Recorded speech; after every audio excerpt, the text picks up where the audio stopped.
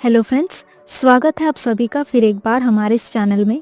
और आज हम डेली न्यूज़ में कुछ और इम्पॉर्टेंट न्यूज़ लेकर आए हैं। तो सबसे पहली न्यूज़ है वर्ल्ड टेलीविज़न डे के बारे में। इसके बाद है दिल्ली एयर पॉल्यूशन क्राइसिस को लेकर, इसको हम डिटेल में डिस्कस करेंगे। साथ ही सुप्रीम कोर्ट ने CAQM को क्रिटिसाइज क्यों किया, इसको भी समझेंगे। फिर आपका है पैन 2.0 को लेकर, इसके फीचर्स को जानेंगे। नेक्स्ट है one nation one subscription scheme. इसके बाद है India's first artificial intelligence data bank. इसका एम क्या है, ये कौन सी मिनिस्ट्री में आती है, तो आज यही सब डिस्कस करने वाले हैं। और लास्ट में इससे रिलेटेड क्वेश्चन आंसर्स को भी देखेंगे। So let's start.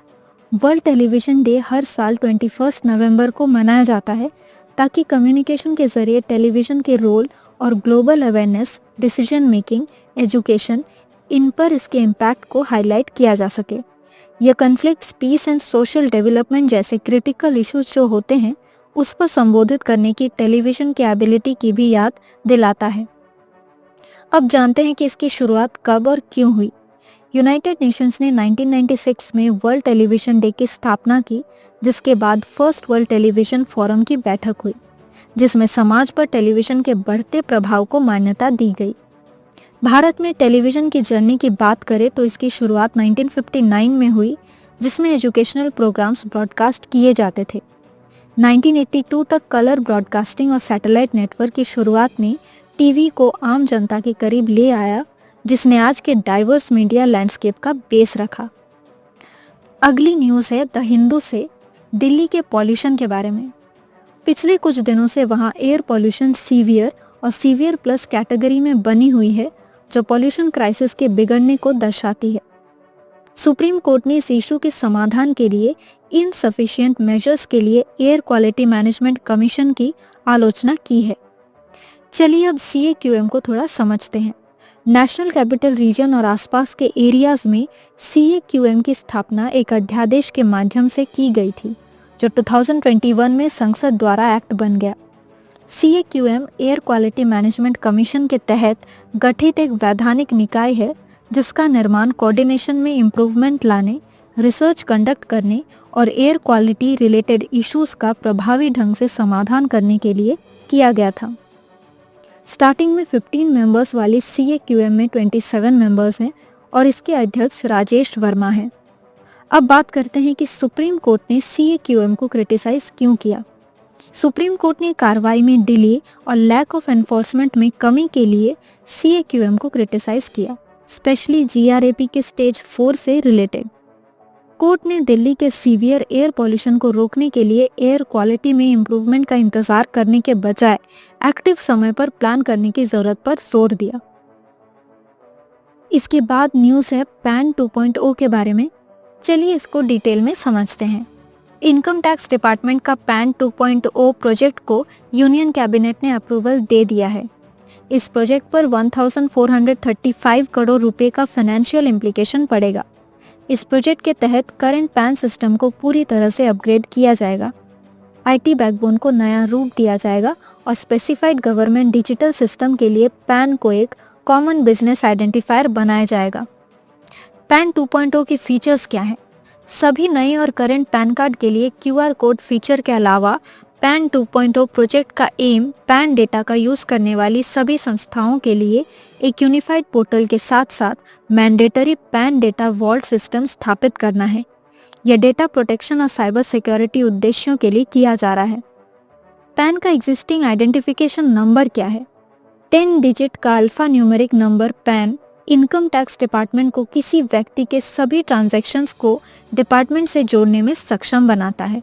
In transactions में tax payment, TDS, TCS credit, return of income, specified transactions शामिल हैं। इस प्रकार पैन टैक्स डिपार्टमेंट के साथ व्यक्ति के लिए एक आइडेंटिफायर के रूप में काम करता है। एक बार पैन अलॉटेड होने के बाद यह हमेशा के लिए एक ही रहता है। इनकम टैक्स रिटर्न फिल करते समय पैन को मेंशन करना जरूरी है। यूनियन कैबिनेट ने 26 नवंबर को पैन 2.0 प्रोजेक्ट को मंजूरी दे दी ताकि पैन को बिजनेसेस के लिए कॉमन आइडेंटिफायर बनाया जा सके और पैन को ट्रूथ और डेटा कंसिस्टेंसी का सिंगल सोर्स बनाया जा सके। करंट पैन होल्डर्स जिनका नंबर करीब 78 करोड़ है, वो अपने पैन कार्ड्स को अपग्रेड कर सकते हैं। नंबर वही रहेगा लेकिन कार्ड को अपग्रेड करना होगा, जिसके बारे में गवर्नमेंट ने कहा है कि यह यूजर्स के लिए फ्री होगा। आगे बढ़ते हैं, वन नेशन वन सब्सक्रिप्शन, इस योजना के बारे में जान लेते हैं। भारत सरकार द्वारा अप्रूव्ड इस योजना का उद्देश्य हायर एजुकेशन इंस्टीट्यूशंस में स्टूडेंट्स, फैकल्टी और रिसर्चर्स के लिए 13,000 से अधिक विद्वानों की पत्रिकाओं तक नेशन वाइड पहुंच प्रोवाइड करता है।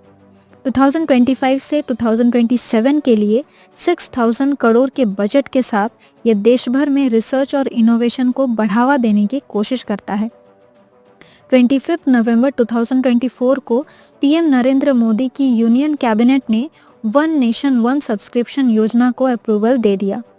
ये केंद्र सरकार का एक न्यू इनिशिएटिव है जिसे विद्वानों के रिसर्च आर्टिकल्स और जर्नल पब्लिकेशंस तक नेशन वाइड पहुंच इंश्योर करने के लिए डिज़ाइन किया गया है।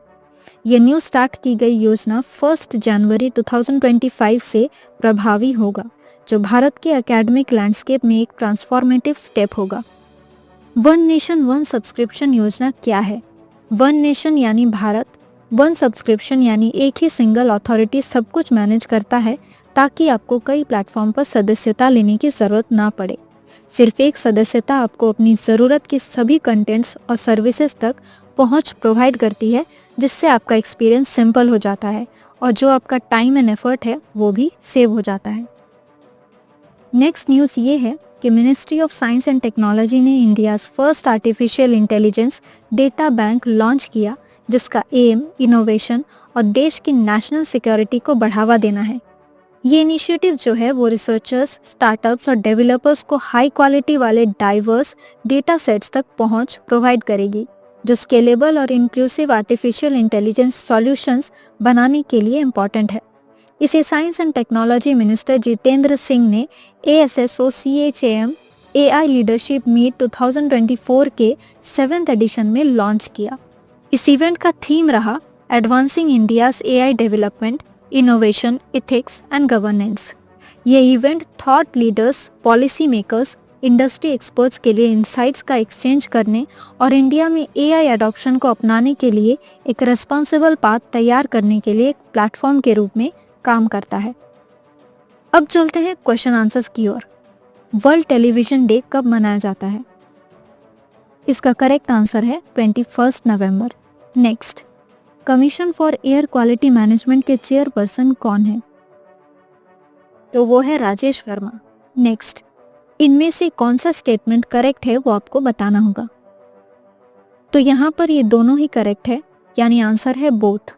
Next, one nation one subscription scheme के लिए कितने साल के लिए टोटल 6,000 करोड़ रुपए एलोकेट किए गए हैं? इसमें होगा 3 इयर्स।